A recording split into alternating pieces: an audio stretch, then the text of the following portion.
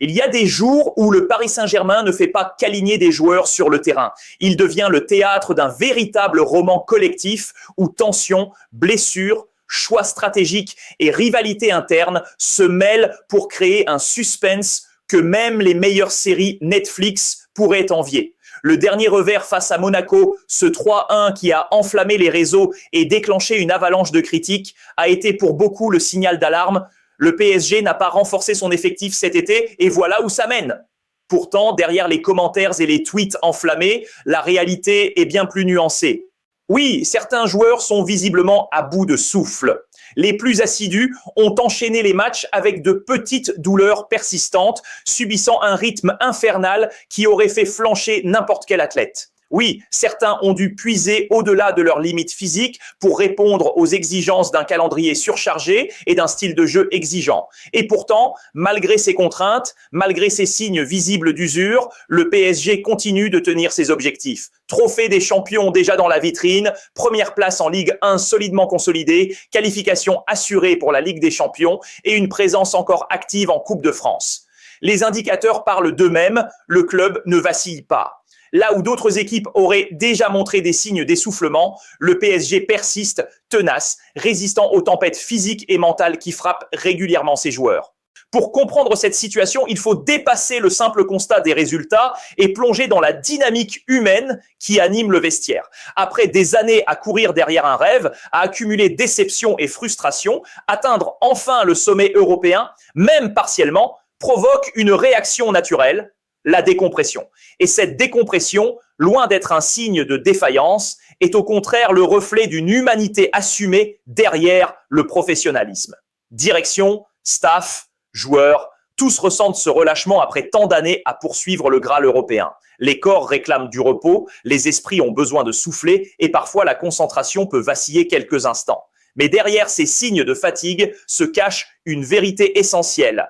Le club reste focalisé sur ses ambitions, construit sur un projet clair et cohérent, capable de transformer les moments de tension en force collective. Ce constat doit inspirer le respect, car dans le football moderne, maintenir un cap exigeant sur plusieurs fronts, championnat national, compétitions européennes, coupe domestique, tout en gérant un effectif soumis à l'usure et aux blessures, n'est pas un exploit ordinaire. C'est un équilibre précaire, fragile, que le PSG parvient à conserver. Et cette capacité à rester performant malgré les difficultés physiques et psychologiques témoigne non seulement de la qualité de l'encadrement, mais aussi de l'état d'esprit des joueurs, résilients, engagés, conscients de leur rôle dans l'histoire d'un club qui veut dominer sur tous les tableaux. Ainsi, loin des critiques parfois hâtives ou des coups de projecteur sur une défaite ponctuelle, la réalité est celle d'un club qui avance, qui construit et qui, malgré les obstacles, continue d'écrire une histoire ambitieuse. Et c'est précisément dans cette capacité à rester debout, à maintenir le cap malgré la fatigue et la pression, que réside la véritable grandeur d'une équipe. Loin des feux des projecteurs et des projecteurs médiatiques, certains remplaçants ont silencieusement pris la mesure de leur rôle et montré qu'ils pouvaient devenir indispensables. Kang In Lee, par exemple, a su confirmer qu'il n'était pas seulement un espoir, mais un joueur capable d'apporter un impact immédiat avant de tomber victime d'une blessure qui l'a contraint à quitter temporairement le terrain. À ses côtés, Barcola, jeune et ambitieux, a été sollicité plus tôt que prévu, parfois au prix d'efforts physiques inhabituels, répondant à l'urgence créée par l'alignement de joueurs épuisés ou indisponibles. Ces éléments, souvent invisibles dans les analyses superficielles ou les commentaires hâtifs des réseaux sociaux, ont pourtant joué un rôle stratégique dans la survie de l'équipe. Quand des piliers comme Vitinha ou Fabian Ruiz manquent à l'appel, ce sont ces joueurs secondaires qui permettent de maintenir le rythme, de préserver l'équilibre du collectif et d'assurer la continuité du style de jeu voulu par Luis Enrique.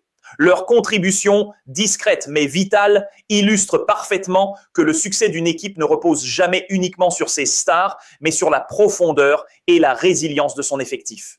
À l'inverse, l'absence prolongée de certains cadres révèle crûment les fragilités de l'effectif. Dans le système exigeant de Luis Enrique, la complémentarité des joueurs, leurs conditions physiques optimales et leur régularité sont des variables critiques, notamment sur les flancs où Mendes et Hakimi tiennent un rôle moteur. La moindre lacune, la moindre indisponibilité se fait immédiatement sentir. Forcer le retour de certains joueurs pour répondre à des échéances précises comme la Coupe d'Afrique des Nations à un coût tangible. L'équilibre collectif s'en trouve perturbé, les automatismes se fragilisent et le rythme de jeu s'adapte difficilement. Ce contraste entre les remplaçants qui s'illustrent dans l'ombre et les cadres absents qui font défaut met en lumière une vérité fondamentale.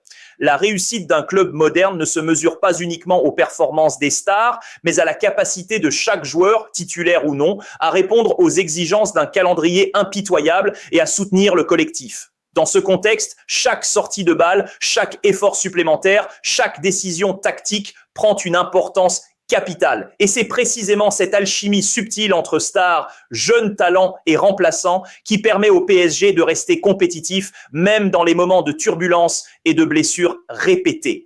Car il ne faut jamais perdre de vue l'ampleur du défi auquel le PSG fait face sur la scène européenne. Maintenir un niveau de performance élevé en Ligue des Champions n'est jamais une mince affaire, même pour les clubs les plus aguerris du continent.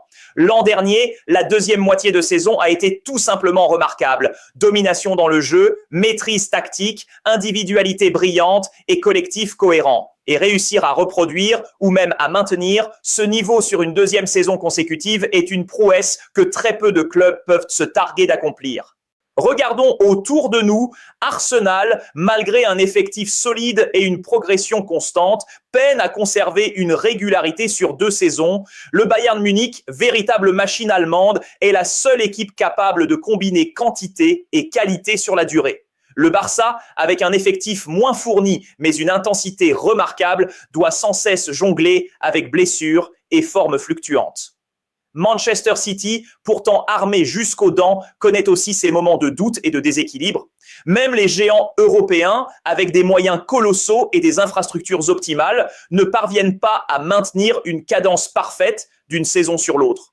Dans ce contexte, le PSG, malgré les blessures à répétition, les pépins physiques et les moments de fatigue, reste compétitif. Les résultats sur le terrain le prouvent. Chaque match européen est un défi relevé. Chaque performance est une démonstration que le club peut encore rivaliser avec l'élite. Ce n'est pas simplement une question de talent individuel, mais de résilience collective, d'organisation tactique et de profondeur de banc. Le PSG n'est pas seulement présent. Il est capable de tenir tête, de surprendre et surtout de continuer à se battre à armes égales contre les meilleures équipes d'Europe, saison après saison. Mais certains choix ont fait couler beaucoup d'encre et cristalliser l'attention des observateurs. La sortie de Donnarumma en fait partie. Le gardien italien, leader incontesté dans le vestiaire, pilier de la stabilité mentale et morale de l'équipe, a vu son cycle au PSG s'achever dans ce que beaucoup ont jugé comme une fin inélégante. Sa présence, au-delà de ses arrêts spectaculaires, était un point d'ancrage pour les joueurs. Un référent, un capitaine d'influence silencieuse mais décisive dans les moments de tension. Pourtant, malgré cette transition délicate, le club a su réagir avec rapidité et intelligence. L'émergence de Chevalier, jeune gardien prometteur, a permis de combler le vide laissé par Donnarumma. Capable de monter en puissance et de s'imposer face à la pression, il a démontré que la relève était possible, même dans un poste où la confiance et l'expérience comptent autant que le talent pur. Et au-delà de cette transition, un autre signe encourageant est apparu. Un joueur russe a réussi à s'imposer comme titulaire dans l'élite européenne, un événement rare depuis l'époque de Golovin. Cette percée illustre non seulement l'ouverture du club à de nouveaux talents, mais aussi sa capacité à transformer des moments délicats en opportunités, à donner leur chance à ceux qui savent saisir l'instant et répondre aux exigences d'un club de haut niveau. Dans ce contexte, la sortie de Donnarumma, loin d'être un simple épisode négatif, devient un symbole, celui d'une équipe en mouvement, capable de se réinventer, de trouver de nouveaux leaders et de maintenir un équilibre entre expérience, jeunesse et talent brut, même sous les projecteurs de l'Europe entière. Si l'équipe première et le staff affichent une apparente stabilité sur le terrain, la réalité qui se joue dans les bureaux et les couloirs du club est tout autre. Derrière le vernis soigneusement entretenu par David Sugden, où chaque communication est calibrée et chaque information filtrée, le PSG ressemble parfois à un champ de mines administratif.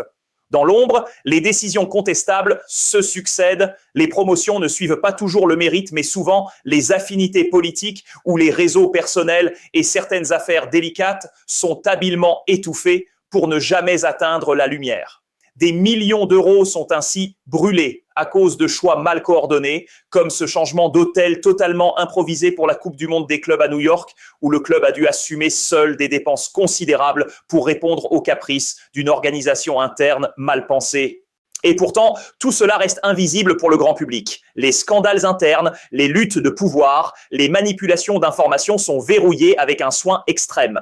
Pendant que la presse et les supporters se concentrent sur l'équipe première, sur chaque défaite ou chaque performance, la vraie tempête se joue loin des projecteurs, dans les bureaux où s'échangent décisions stratégiques, jeux de pouvoir et manœuvres internes.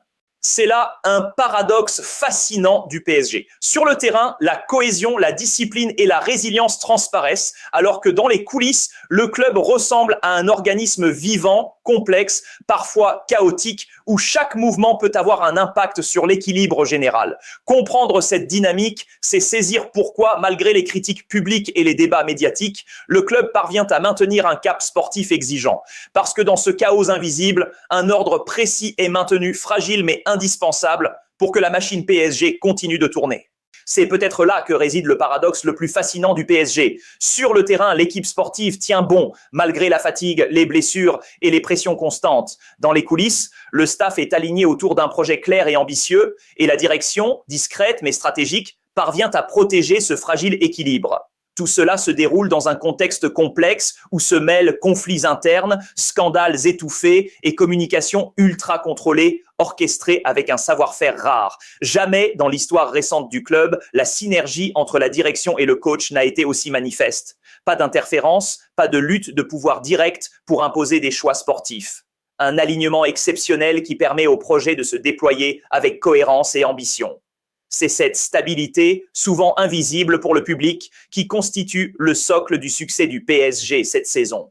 Et cette stabilité se traduit directement sur le terrain. Les blessures, les absences prolongées et les tensions ponctuelles, aussi visibles soient-elles, ne doivent pas faire oublier l'essentiel. Le PSG reste compétitif, performant et capable de se battre jusqu'au bout de chaque compétition. Chaque match devient un témoignage de résilience, chaque performance un rappel que malgré les turbulences internes et les critiques extérieures, le club a les moyens de ses ambitions. Au final, le PSG illustre une vérité rare dans le football moderne. Un club peut être en proie à des tempêtes invisibles et à des fragilités internes tout en conservant un cap sportif exigeant. C'est ce paradoxe, stabilité et chaos, cohésion et tension, excellence et fragilité, qui fait aujourd'hui la force et l'identité de cette équipe et qui continuera à écrire l'histoire du club saison après saison. Alors oui, le PSG n'est pas parfait. Oui, certaines frictions internes existeront toujours. Mais il faut savoir lire entre les lignes. L'équipe première vit une saison plus que correcte. Et derrière les sourires et les trophées, les bureaux et les coulisses sont un véritable roman d'intrigue. Pour les joueurs et le staff, le défi est clair. Maintenir la performance sur le terrain. Pour la direction, le défi est invisible mais tout aussi crucial. Gérer les hommes, les égos et les affaires internes pour que le PSG reste non seulement un club de football, mais une machine capable de viser le sommet chaque saison. Et quand on regarde tout cela, il est évident que la vraie victoire pour Paris ne se mesure pas seulement en but ou en trophée. Elle se mesure à la capacité de tenir ensemble malgré tout. Et pour le moment, malgré les tempêtes et les critiques, le PSG tient le cap.